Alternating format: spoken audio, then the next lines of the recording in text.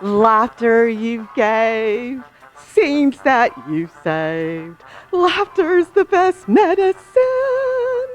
You're our Dr. Dave. Yeah.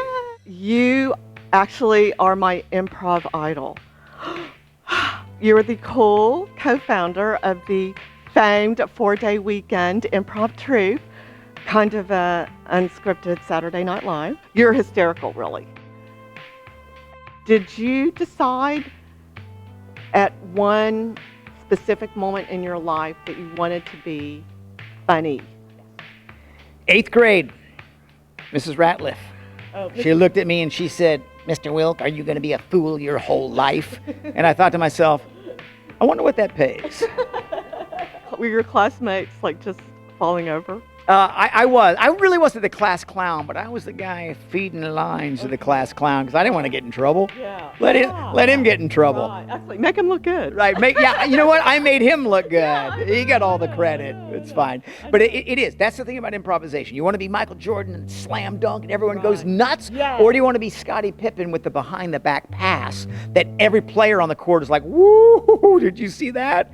Right? Even though Jordan's getting all the praise, all the players and coaches are like, what a pass. Right. I'd rather have the pass. Wow. I've heard that being vulnerable, okay, as a person keeps you in the moment, and it's really good for improv.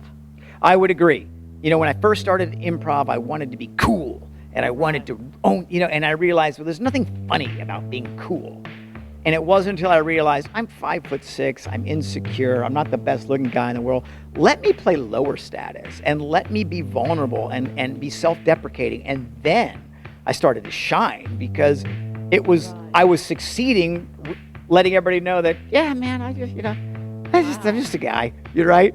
And I get hired all the time as the everyman. I'm never the good looking star. I'm always his friend. But you know what?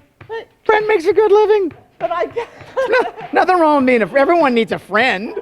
personally, all right, do you have any vulnerabilities that have made it kind of difficult in your life? I'm as any actor, as any comedian, as any performer, you're very insecure. I'm very insecure. I question myself all the time. It's like, I can't believe that, because whenever I see you perform, you look like you're at the top of your game. thank you. That is the safest place in the world because I'm a genius on stage because everything I say is right. Everything I say is going to be supported by my team, right? That's great. Or else they're fired. Get out of here. But it's in real life, I'm the product of a divorced family. I'm a Libra. I'm a nice Jewish kid. I mean, my whole life is, you okay? Anybody want any water? You guys are okay? Everything's fine? I just want that balance in everything. And sometimes that's difficult to be the performer and be this bigger than life. When you're paying to hear what I have to say, I better be good, right? But every now and then, as a human being, I'm thinking, I'm not as smart as I should be. I'm not as well read as I should be. I should be kinder. And I'm constantly chasing that. But it looks to me that you are doing that within yourself. You're not comparing yourself to others. Yeah, no. Comparison is the thief of joy, right? I can't be you. You're you. I can only be the best me I can be. But Dave, there's a lot of joy that comes from that. I agree. But I have a problem with comparing myself to others. Oh, you got to get over that, right? Comparison is the thief of joy. Whenever you start comparing, look, there's always another level. That's all there is to it. Just when you think you're doing okay, it's like, you know what? I'm doing all right, flying first class. What? Was that a private jet out there? What the hell? Right? And then the guy in the private jet's like, look at that jet. It's bigger than my jet. Right? There's always something. Always another level. Okay. I'm going to work on this First day. of all, spectacular's in your name. You've helped so many of us. You've inspired us. How about some sage advice for you today to help you? When things get Rocky Garza.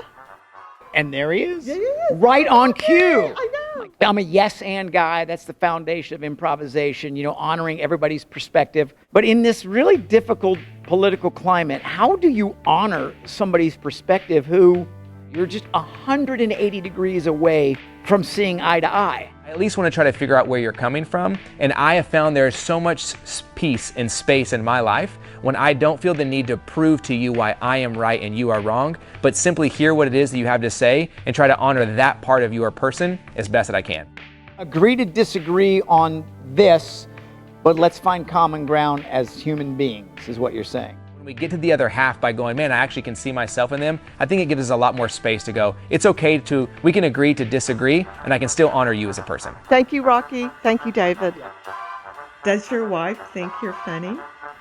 Well, I married way up, so we've been together for 30 years, and when we first started dating, Dora, she would say, oh, I love you because you're so witty and you're so funny and you're so spontaneous, right? Cut to 30 years later, witty is smart ass, and spontaneous is irresponsible, and funny is you think you're so funny, right? Is that not, that's, yeah. You do a lot of corporate work. You've got a really straight-laced executive and you're helping him loosen up so that his teammates don't fall asleep when he's presenting, okay? So what do you tell him? Like, what do you say? Hey, hey, Joe. Loosen up so your teammates don't fall asleep when you're talking.